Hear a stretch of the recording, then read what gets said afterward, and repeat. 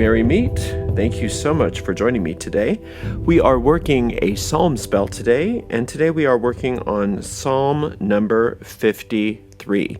And we are working Psalm 53 traditionally to radiate divine love. Now, I think that's a great idea for us to do, to radiate divine love, because remember, divine love casts out all fear, and divine love heals all. So there's absolutely nothing that divine love cannot cure. So it's all encompassing. It is a package deal, divine love. All right, so the way we work these psalm spells is very simple. We read through the psalm out loud once without stopping, all the way through. And then we go back through the psalm and we take it verse by verse, and we search and dig and find and contemplate the inner meanings of each of these psalms. And we see these as little packets of magical seeds that we are planting through this searching, digging, finding, and contemplating. We're planting them deep in the fertile ground of our minds, where they take root and they bear fruit after their own kind. And so here we go with Psalm 53. The fool hath said in his heart, there is no God. Corrupt are they, and have done abominable iniquity. There is none that doeth good. God looked down from heaven upon the children of men to see if there were any that did understand, that did seek God. Every one of them is gone back, and they are altogether become filthy. There is none that doeth good, no, not one. Have the workers of iniquity no knowledge, who eat up my people as they eat bread? They have not called upon God.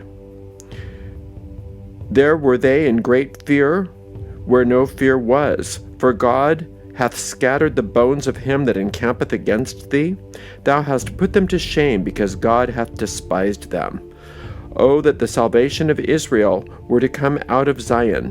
When God bringeth back the captivity of his people, Jacob shall rejoice, and Israel shall be glad. All right, so now we are just going to go back and work the magic. And we do that just by going through one little verse at a time. So we start with, the fool hath said in his heart, there is no God.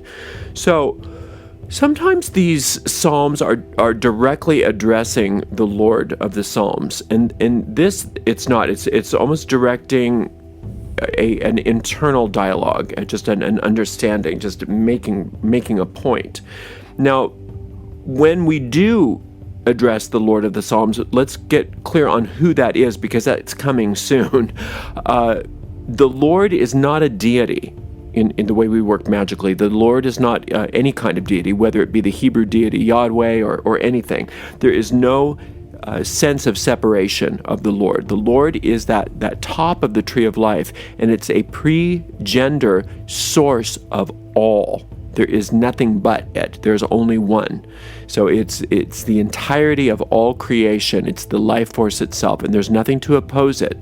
There's nothing to thwart it. It is all-powerful, all-knowing. All right? So the fool hath said in his heart, there is no God. So it would be foolish to say there is no life. There is no source. To say there is no God is to say that there is no life, that you're not alive. Well, you know you're alive, and so God is the life that is beating your heart right now. Corrupt are they, and have done abominable iniquity. Well, we know about that. Now we're really talking. You can look at this as people. You can see people that are abominable and that have done corrupt things. They don't think that there's any God. They're not thinking in terms of the one true force of the universe and asking that universe to guide and lead them. They're not doing that. But we're really not addressing those people. We're addressing those parts of ourselves that are that way. We are addressing those thought forms within us that are corrupt and that have done abominable iniquity. So that's any time that we try to think separately from creation itself, that's abominable iniquity from this point of view of this psalm. There is none that doeth good. So none of those thought forms are are ever going to be good. There's certain thought forms that just need to be upgraded, and some thought forms just need to go away. And the thought forms of separation, the thought forms that believe that it's better to try to separate ourselves from God by assuming that there is no God, by assuming that there is no life, those thought forms are to be destroyed. There's none that do good.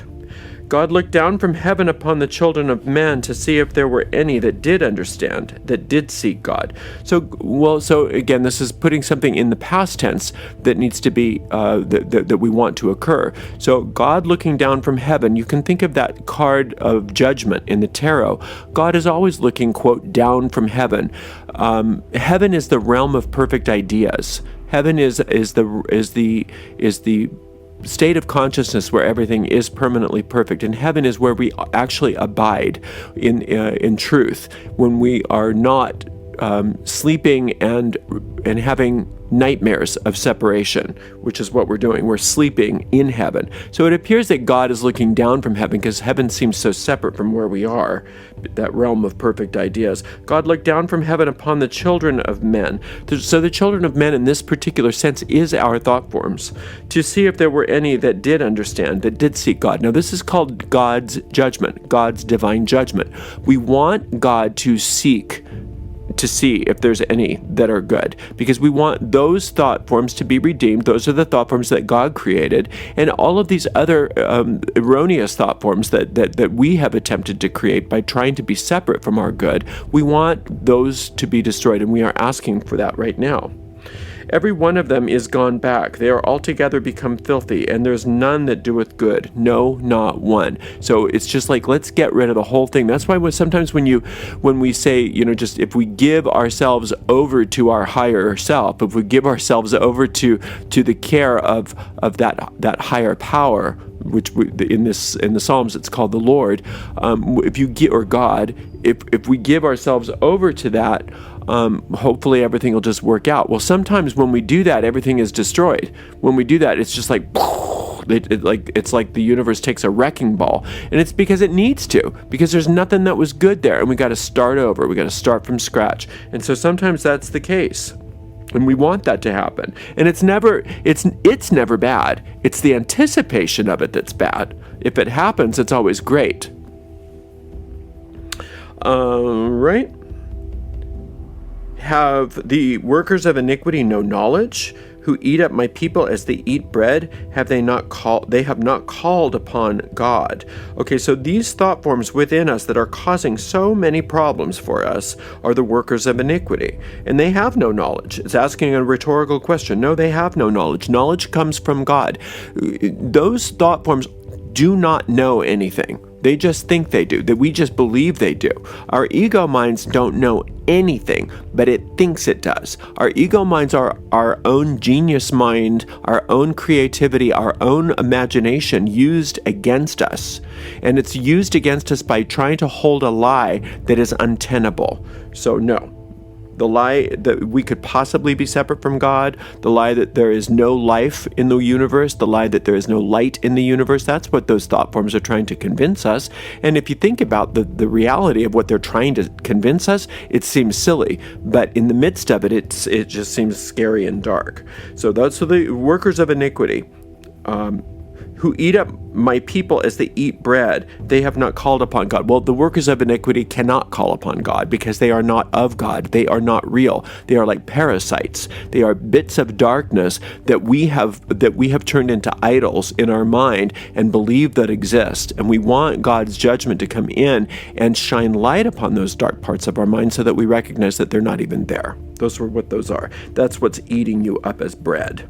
You know what that's like when your darkness eats you up inside. It's just like, right? And then if we're not doing something like this, where we're actually getting those thought forms to be removed, where we're getting the light shined on it, the way we deal with those feelings of being eaten up inside is by displacing them and pretending they're not there, and either into being in complete denial or projecting it onto other people and making it look like it's happening to us from outside of us, rather than in reality what's happening is that we have those dark thoughts in our minds that we have conjured and that we are not willing something to take responsibility for. And now we are doing that. There were they in great fear where no fear was. Okay, so that's the birth of fear. Are these dark thought forms? Fear is not normal. Fear is not real. There's nothing to fear. In heaven, in reality, to think of heaven as reality and God as the source, as God as your life, what's beating your heart right now, there is no fear. There's nothing to fear. So the birth of fear are those thought forms of darkness and iniquity. For God hath scattered the bones of him that encampeth against thee. So that's what God. Again, when the Psalms put something like this in past tense, it's a magical device to make it happen now. So God has done that in the past, meaning that all those dark thought forms that are not who you really are, that are not real in any sense, because they do not belong to the light, they are easily destroyed by light, because all darkness is destroyed by light. Those thought forms, God has scattered the bones of them that encampeth against thee. So all of those thought forms that are causing your problems, even that have shown up in your world as other people, those thought forms are now being destroyed. Thou hast put them to shame because God hath despised them. So the shame of those thought forms, what that symbolizes in psalmic magic is when there is shame that is heaped upon those thought forms, that is there simply as a device to remind us the next time we're tempted to indulge in that kind of thinking. We're reminded, oh yeah, that's right, that has the label of shame on it. It's just a device in the Psalms to say, remind me not to do this again. Remind me next time that I think of these dark thoughts not to go there. That's what that means. Now, and because God hath despised it. No, God doesn't despise. It appears that the light despises the darkness because it destroys it. But it doesn't despise it because it doesn't even know it. God doesn't know darkness. Light doesn't understand darkness because all it knows is light. It knows that you have darkness. God knows that you have darkness, but it doesn't know darkness because God doesn't have, the darkness isn't real, and God can only know what's real. Okay? Hopefully that makes sense. That the salvation of Israel were come out of Zion. So the salvation of Israel coming out of Zion. Zion is that temple on top of that hill. Right, that holy temple, that is your highest self, that is your soul, that is you as you were created, that is you before you added anything to you. That's what that is. And Israel, the salvation of Israel is who you are. Now remember that Israel is who you are and Zion is where you live. Okay, so Zion is where that is in your mind, the most exalted part of your mind. That is, and Israel is your soul living in its realm within your mind, the highest, most exalted parts of your mind. Now, Israel, remember, Israel is threefold. Is Isis, the divine principle of the feminine. Ra is as in the Egyptian god Ra. That is the infinite divine principle of the male principle, and El is holy or godlike. So that's who you are. You are mother, father, God. Male, female, God, all in one. That's who you are. You are all three in one. When God bringeth back the captivity of his people, Jacob shall rejoice, and Israel shall be glad. Okay, so God bringing back the captivity of his people is God shining his light to shine away the darkness that has been holding you in captivity. That is your darkness inside your mind. And Jacob rejoicing. Remember, Jacob is that character in the Bible who represents that part of ourselves. Remember, Jacob started out being very, very, very, very, very flawed. Lots and lots of flaws. Character defects up the wazoo, the king of character defects. And yet, wanted to do the right thing, kept going anyway, did so well that God renamed Jacob Israel. So God initiated Jacob into his own higher self. So that's who you are. That represents who you are. So Jacob rejoicing is that part of you that's really, flaws and all, warts and all, is really going for it, just really wants to do well. You're going to rejoice. And Israel, who you are at the core, will be glad. So that is how we work these psalm spells. Just keep coming back to it again and again and again. And if there's any negativity in your life, this divine love will shine it away. And you just keep coming back to that psalm until you see definite motion moving in the right direction for your goal. This has been amazing for me to be with you and spending some time with you on this Psalm Magic. I hope you enjoy it, and I can't wait to work with you again. And until that time, blessed be.